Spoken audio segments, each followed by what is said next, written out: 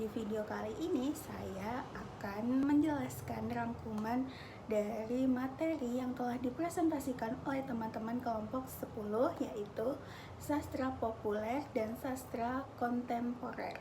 Berikut adalah penjelasan mengenai materi tersebut.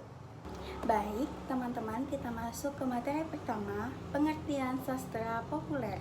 Sastra populer merupakan jenis sastra yang ditujukan untuk khalayak luas dengan tema-tema yang lebih mudah dipahami dan sering bersifat komersial, mencakup bentuk karya seperti novel, cerpen, dan puisi yang ditulis untuk menghibur dan mencapai banyak pembaca. Nah, selanjutnya yang kedua ada ciri-ciri sastra populer. Alur sebagai kekuatan utama cerita dalam sastra populer biasanya sangat bergantung pada alur yang menarik dan mudah diikuti. Nah, yang kedua, tema kasih asmara. Tema yang sering diangkat adalah percintaan atau hubungan asmara yang mudah diterima oleh banyak pembaca. Yang ketiga, disusun dengan gaya sederhana. Gaya sederhana yang digunakan cenderung ringan dan mudah dipahami. Yang keempat, untuk hiburan sastra populer ditujukan untuk menghibur pembaca, bukan untuk mengajak berpikir secara mendalam. Yang kelima, bersifat personal. Karya ini lebih menekankan pengalaman pribadi atau emosi individu. Yang keenam, sekali baca. Biasanya dinikmati dalam satu kali duduk atau tidak memerlukan pembacaan berulang untuk dipahami. Yang ketujuh, kesederhanaan dalam penyajian. Tidak kompleks baik dari segi tema, alur, maupun karakter. Yang kedelapan, lebih menonjolkan fantasi. Sastra populer lebih berfokus pada unsur imajinatif atau fantasi dibandingkan realitas kehidupan. Baik, teman-teman, kita lanjut ke sastra kontemporer. Sastra kontemporer adalah sastra yang hidup di masa sekarang atau hidup di waktu yang sama dan hidup mendahului zamannya. Nah, sastra kontemporer adalah karya seni yang menunjukkan gaya atau pokok yang digarap, khususnya dilaksanakan secara eksperimental karena bertujuan untuk mencapai keabsolutan seni, menciptakan tingkat penciptaan yang setinggi-tingginya. Sastra kontemporer memiliki beberapa ciri khas. Yang pertama, waktu dan konteks penciptaan. Nah, sastra kontemporer umumnya dibuat pada era modern, khususnya setelah tahun 1950-an hingga sekarang, mengangkat isu-isu sosial, budaya, politik, dan teknologi yang relevan dengan masa kini. Nah, yang kedua, tema yang diangkat mengkritis realitas sosial seperti ketidakadilan, kesenjangan, ekonomi, dan identitas.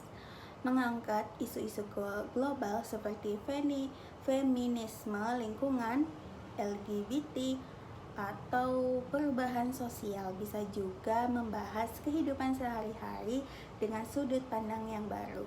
Yang ketiga adalah gaya bahasa dan struktur narasi, cenderung lebih bebas dibandingkan sastra klasik dengan penggunaan bahasa yang lebih dekat dengan percakapan sehari-hari. Bisa bersifat eksperimental, misalnya alur tidak linear, campur prosa dan puisi, atau sudut pandang yang tidak biasa, tidak terikat pada aturan baku dalam penyampaian cerita atau puisi. Yang keempat, karakter yang lebih kompleks dan realistis. Karakter dalam sastra kontemporer seringkali digambarkan dengan kepribadian yang kompleks, penuh kontradiksi, dan dekat dengan kehidupan nyata. Tidak selalu ada tokoh baik atau jahat secara mutlak. Nah, yang kelima, pengaruh media dan teknologi. Banyak karya kontemporer yang mengadaptasi atau terinspirasi dari budaya digital seperti media sosial, internet, dan teknologi modern. Beberapa kontemporer bahkan diterbitkan dalam bentuk digital atau berbasis platform online seperti Wattpad dan blog. Baik, teman-teman, berikut ini adalah kesimpulan. Sastra kontemporer dan sastra populer di Indonesia merupakan hasil perkembangan dinamika yang dipengaruhi oleh berbagai faktor sosial, politik, dan budaya. Sastra kontemporer di Indonesia menunjukkan kemajuan yang dinamis dan pesat. Di sisi lain, sastra populer memiliki peran yang tak kalah penting dalam perkembangan kesusastraan Indonesia. Kedua jenis sastra ini saling melengkapi dan memberikan kontribusi signifikan terhadap khazanah kesusastraan Indonesia. Sastra populer adalah jenis sastra yang ditujukan untuk konsumsi massa, seringkali memiliki gaya bahasa yang lebih ringan, yang menarik dan mudah dipahami. Contohnya termasuk novel romansa, fiksi kriminal, dan fantasi yang laris di pasaran. Sastra kontemporer merujuk pada karya sastra yang ditulis pada masa sekarang atau setidaknya dalam periode waktu yang masih relevan dengan kehidupan modern. Ia bisa mencakup berbagai genre dan bahasa, termasuk sastra serius, eksperimental, maupun yang lebih ringan. Baik, teman-teman, terima kasih telah menyaksikan video saya. Semoga apa yang saya sampaikan memberikan manfaat kepada kita semua, dan saya minta maaf apabila ada kesalahan kata dan kekurangan. Saya akhiri, wassalamualaikum warahmatullahi wabarakatuh. Sampai jumpa di video saya berikutnya.